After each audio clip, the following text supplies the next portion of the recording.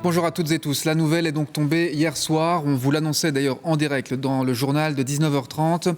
Les parents de Santiago ont été retrouvés dans un hôtel à Amsterdam. Le nourrisson est en vie. Les parents s'étaient enfuis d'un hôpital de la région parisienne lundi soir avec leur nouveau-né, alors que celui-ci, grand, prématuré, demandait des soins permanents. David Brichard. Il est environ 19h hier soir lorsque la police néerlandaise pénètre dans l'hôtel Neutral au centre d'Amsterdam. Dans une chambre de l'établissement se trouve Santiago, vivant, ainsi que ses parents. À la suite d'un mandat de perquisition internationale, nous avons arrêté aujourd'hui dans un hôtel du centre d'Amsterdam un homme et une femme soupçonnés d'avoir kidnappé leur bébé prématuré. Le bébé est actuellement hospitalisé pour recevoir les soins dont il a besoin. En Belgique, où les services de police ont activement travaillé aux recherches, les premières informations sur l'interpellation aux Pays-Bas se veulent très rassurantes. Une interpellation qui se déroule sans heurts, je pense que c'est important de le souligner. On retrouve dans cette chambre 3 adultes, les parents de Santiago qui sont interpellés, la grand-mère de l'enfant, 2 autres enfants de 10 ans et 3 ans, ainsi que le bébé qui est très très vite examiné par les services médicaux néerlandais. Et à l'heure où je vous parle, je dirais que les informations sont plutôt rassurantes quant à son état de santé. Retrouver Santiago en vie, c'est un réel soulagement pour ce responsable à la police judiciaire de Mons. Il a mis une quinzaine d'enquêteurs sur cette affaire.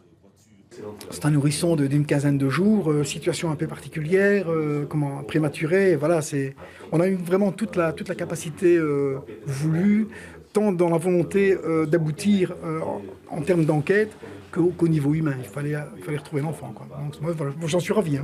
Les parents de Santiago ont été privés de liberté. Le nourrisson est toujours hospitalisé dans un hôpital de la ville d'Amsterdam. Oui, le procureur du roi de Mons a donc tenu une conférence de presse ce matin, vous l'avez entendu.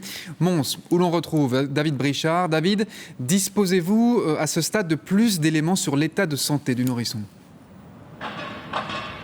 Eh bien, à ce stade, Laurent, il y a très peu d'informations sur l'état de santé de Santiago. Ce que l'on sait, c'est qu'il est encadré et suivi par les services médicaux néerlandais. On a tout de même contacté une représentante du parquet de Bobigny en région parisienne ce matin. Elle nous dit qu'il est hors de danger, mais qu'il est actuellement encore aux soins intensifs. Alors une question se pose à présent, de quelle manière va être exécuté le mandat d'arrêt européen émis par la France à l'encontre des parents et qui concerne à présent les Pays-Bas. Alors première étape, les parents devraient se présenter lundi devant un juge néerlandais. Ils pourront dire à ce moment-là s'ils acceptent ou non d'être extradés. Si la réponse est positive, eh bien la procédure sera accélérée. Si elle est négative, eh bien cela pourrait prendre plus de temps.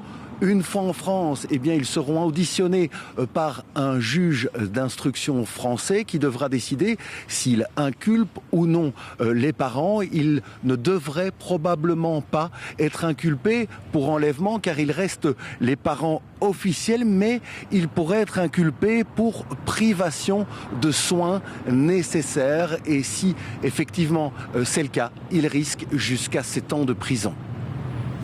David Brichard, merci beaucoup pour ces explications. C'est donc la fin d'une cavale qui a duré plus de 90 heures. Une alerte enlèvement avait été émise en France avant qu'on s'aperçoive que les parents avaient quitté l'Hexagone pour la Belgique. La fuite, vous l'avez entendu, s'est finalement terminée à Amsterdam. Alors comment les autorités des différents pays ont-elles collaboré pour retrouver Santiago et ses parents ? Retour sur 4 jours de traque avec Olivier Boulinck et Stéphanie Trieste. Lundi, c'est dans la maternité de l'hôpital Robert Ballanger à Aulnay-sous-Bois, en région parisienne, que le petit Santiago est enlevé par ses parents. Un bébé de 17 jours, né grand prématuré. Le plan alerte enlèvement est enclenché par les autorités françaises. L'hôpital était alerté par le débranchement des capteurs cardiaques et les parents du nourrisson étaient aperçus à 23h30 sortir de l'établissement avec un sac. L'exploitation des caméras de vidéosurveillance de l'hôpital confirmait que les parents étaient repartis avec un sac de type cabas, au moyen des véhicules avec d'autres personnes à bord. Ensuite, le couple passe la frontière à Anzy avant de gagner la Belgique, direction Mons, puis Charleroi.